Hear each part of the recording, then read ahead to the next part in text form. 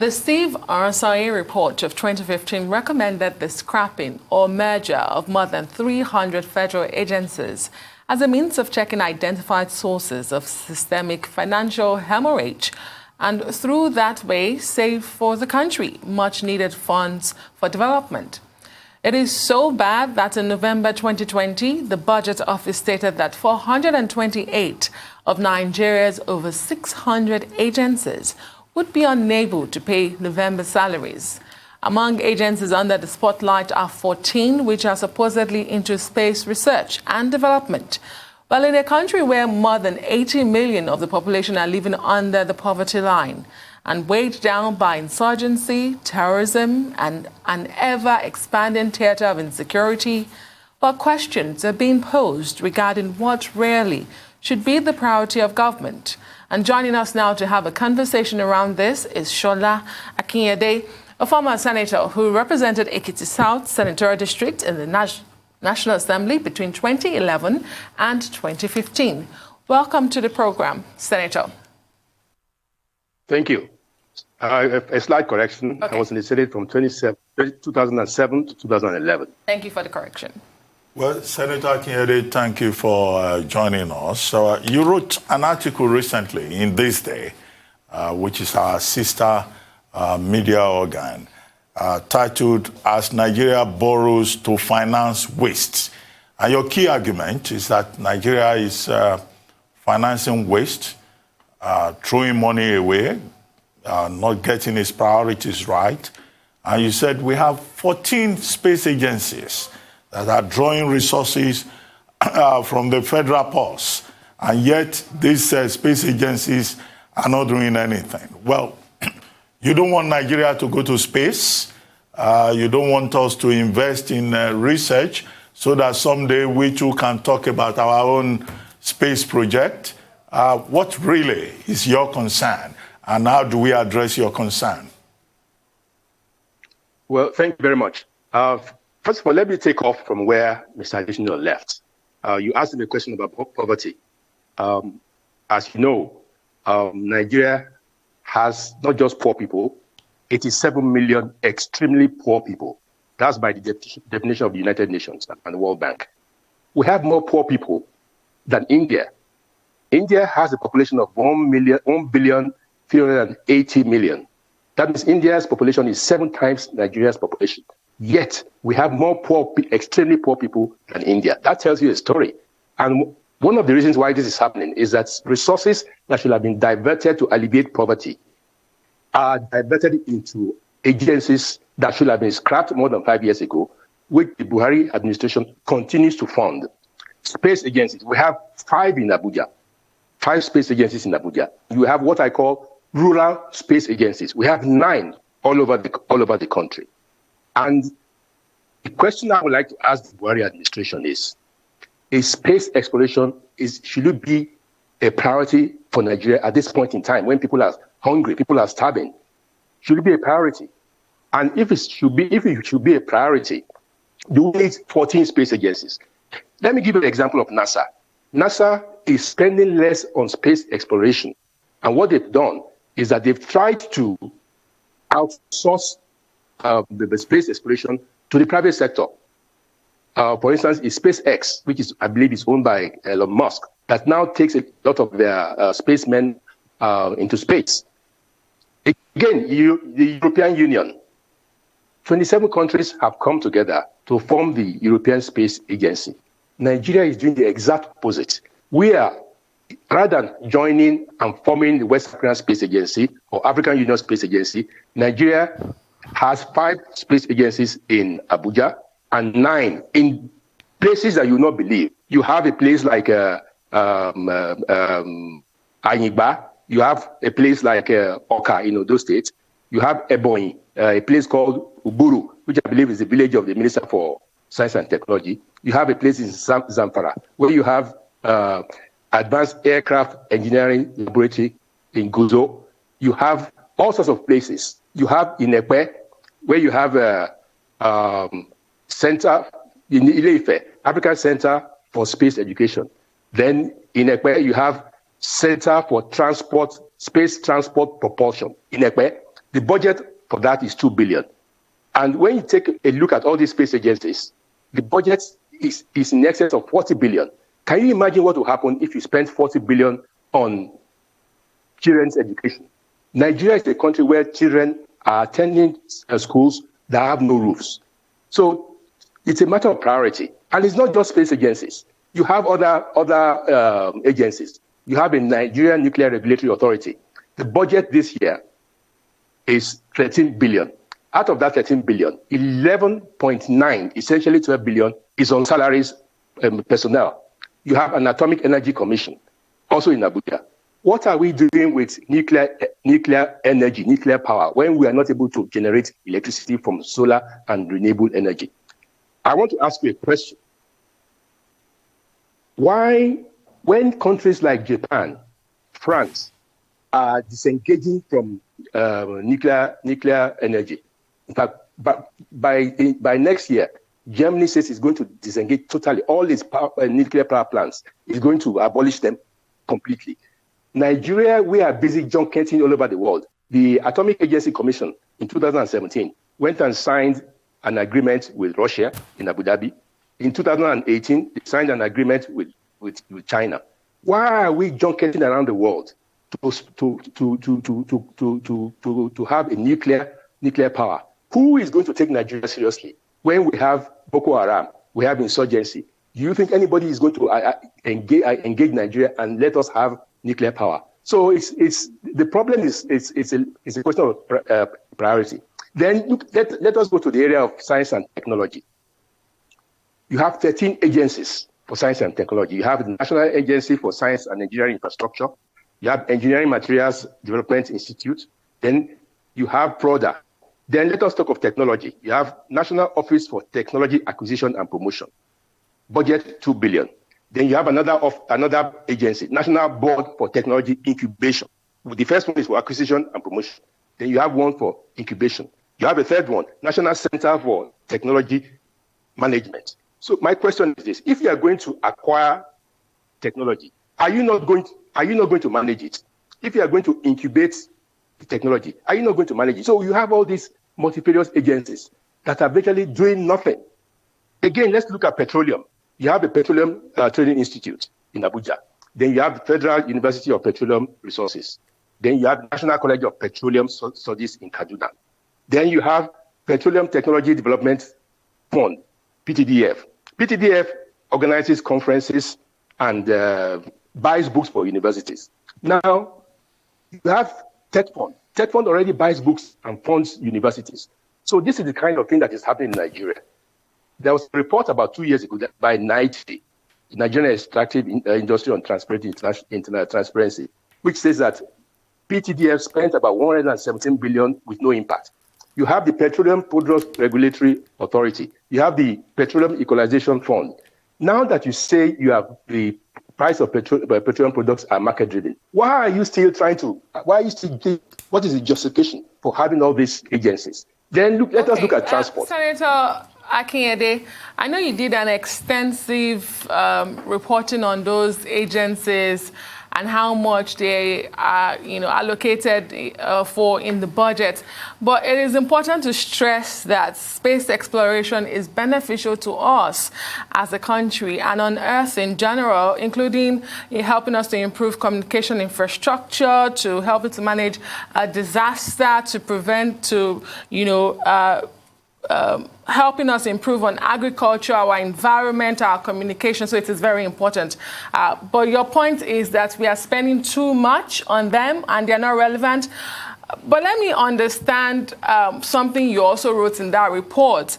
You categorize some agencies as questionable.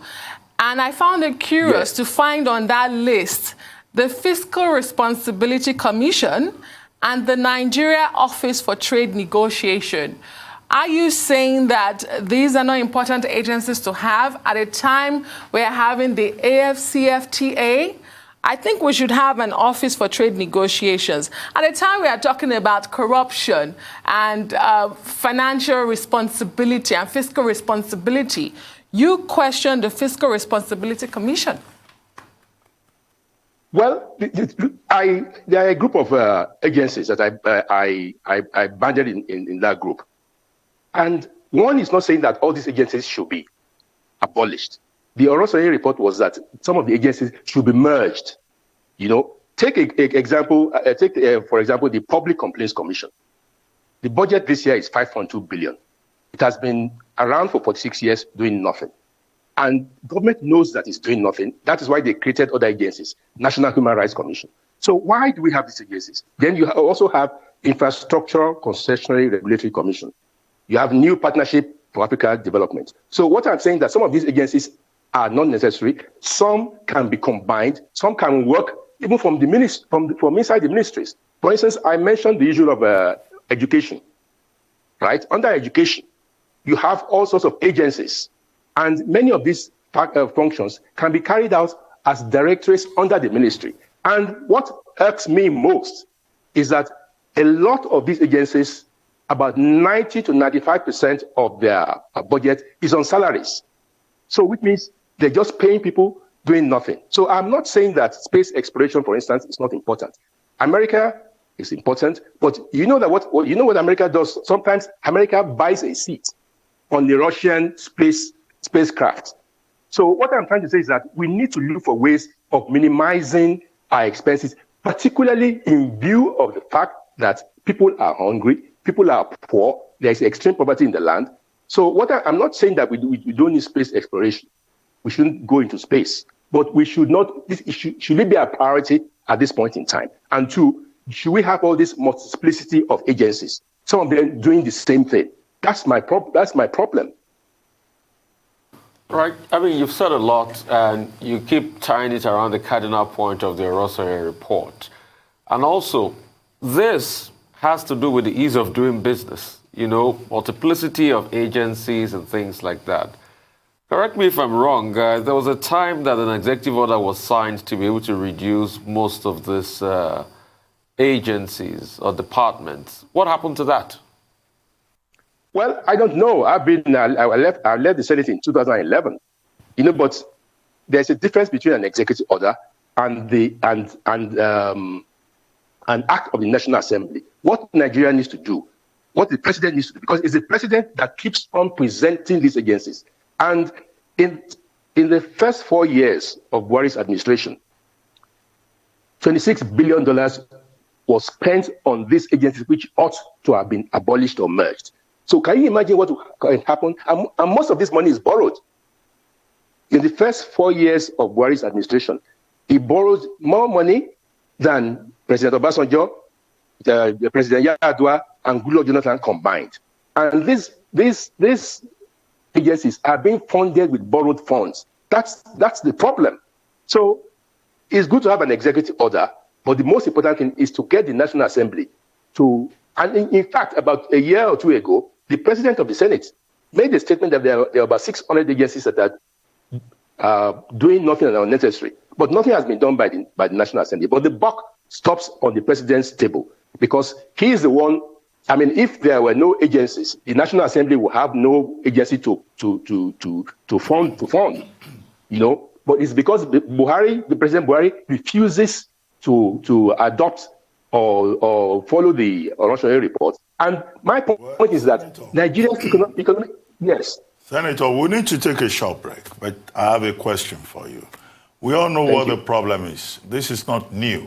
For decades, we've been talking about bloated bureaucracy, big recurrent expenditure, and all of that. Now, what is actually the problem? Why is it that nobody has been able to take the summon the courage to address it? But we'll take a short break. When we return, I would, draw our attention again to the question. We'll be right back. It's still The Morning Show.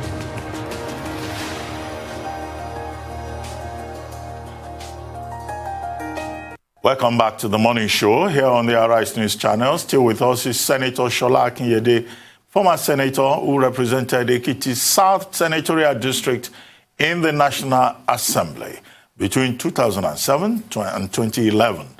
We're told. Well, Senator Akinyede, I was drawing your attention to the fact that, look, this argument about big government, they need to cut waste. They need to streamline recurrent expenditure. This is very old argument.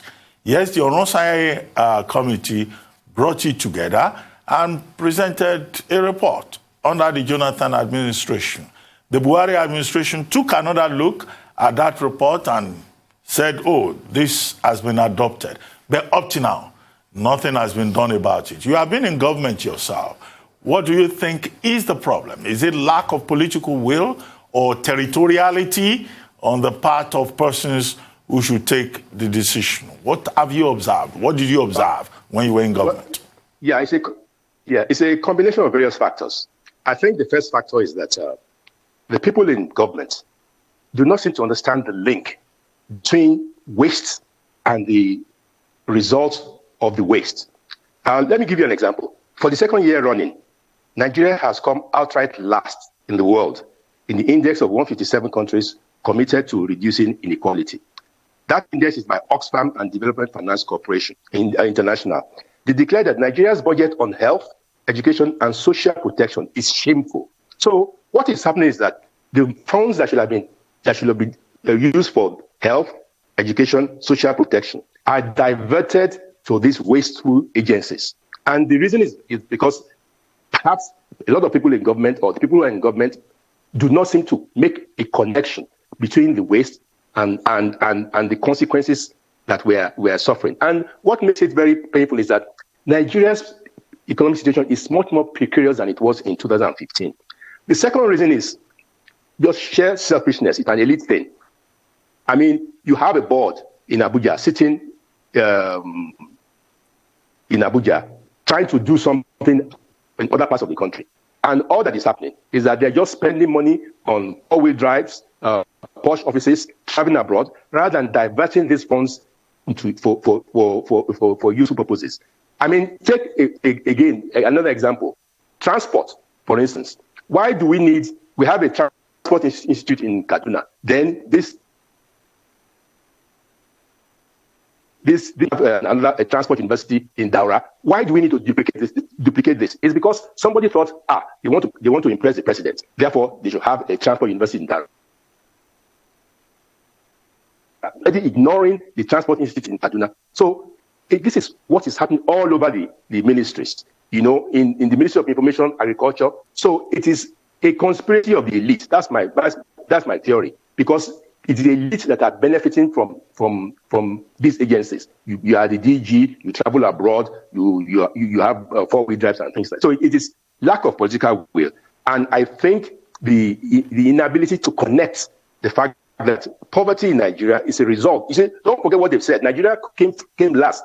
Nigeria is not the poorest country in the world, but it has been coming last in the issue of commitment to reducing inequality.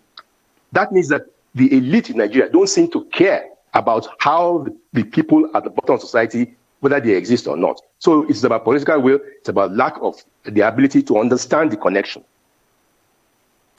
Well, can we absolve the National Assembly of any blames here? Because you'd know that some of these agencies, parastatals, the acts establishing them need to be repealed or, outrightly cancelled or enacted for this to actually come to fruition. And we also know the effect of high-powered lobbying, high-level lobbying for these MDAs to remain. So does the National Assembly not take some of these blames as well? Oh, absolutely. The National Assembly is to blame. I mean, I saw a little bit of that happening while I was in the National Assembly. You have a situation whereby the heads of the agencies lobby committees to increase their budget. I mean, even this year, the National Assembly has increased the budget by about 500 billion. That doesn't make sense. And my position is that the power of only the president has the power to propose amounts in the budget. The National Assembly only has powers to approve. So when the president brings a budget for, say, 10 billion, and the National Assembly increases to 15, what has happened is unconstitutional.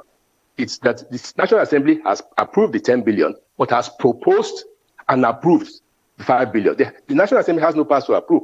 So the National Assembly is to blame, but the bulk of the blame lies on the president, because as a politician, I will tell you that it is not realistic that you expect a National Assembly that is controlled by the APC to tell the president, sorry, we're not going to fund these agencies this year, zero allocation. Or you have the National Assembly. Technically, National Assembly can pass laws and repeal the laws and abolish these agencies. And if the president vetoes, with two-thirds majority, they can override the veto. But do you think that's going to happen? So the bottom line, the 90% of the blame falls on the shoulder of the president, because he's the one that should propose the abolition of these agencies or merger of these agencies with the National Assembly. And then the National Assembly will pass the law. The complicity on the part of the National Assembly is what I want to talk about. I mean, we all remember how on national TV, Nigerians saw the saga of Off Your Mic, when somebody wanted to start talking about the National Assembly members getting juicy NDDC contracts. And what ended it was off your mic, off your mic, off your mic on national TV. I mean, what would you say about the members, the representatives of the people in Parliament? Well, I agree with you. The National Assembly has to be blamed also. Let me give you an example. When I was in the National Assembly, I was overseeing the EFCC, ICPC, and NDLA as the chairman of the Senate Committee on Drugs, Narcotics, Financial Crimes, and Anti-Corruption. And the chairman of ICPC came to me and they said they wanted to establish a training academy at the cost of 300 million naira. And I took a look at it and I said, I told the chairman, but you know the EFCC has the training academy. It is so well funded by the European Union, by the Americans, by the DFID, that even the Nigerian police are trained there. So I said, why don't you use these funds to build offices for ICPC in various parts of the country? Because the law established ICPC says that you must have an office in every state. So why do you want to be renting? So we agreed. I got in touch with my counterpart in the House of Reps, and we agreed that these funds should be used to build offices for the ICPC. By the time we came back from recess, the project of 300 billion for the 300 million for the training academy was back. It means that somebody had approached the House, the Appropriations Committee, both in the Senate and in the House of Reps, and reversed what we decided. And do you know what happened? The following year, I was very interested in seeing what they were doing with the 300 million. And I was shocked to discover that ICPC said that about 250 million was spent on borehole and fencing.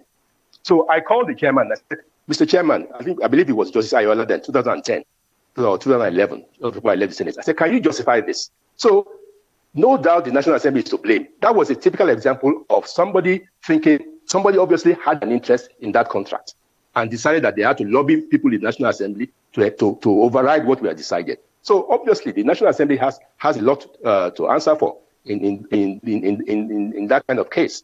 But as I said before, the blame falls squarely mostly on the shoulders of the executive. Well, Senator Akinyede, I would have loved to have your comments on recent developments in the Southwest. You being a major stakeholder in the Southwest, but we don't have more time. I would have wanted you to comment on herdsmen farmers conflict, the rise of Sunday Igboho, and the security situation. But thank you very much for joining us on the morning show.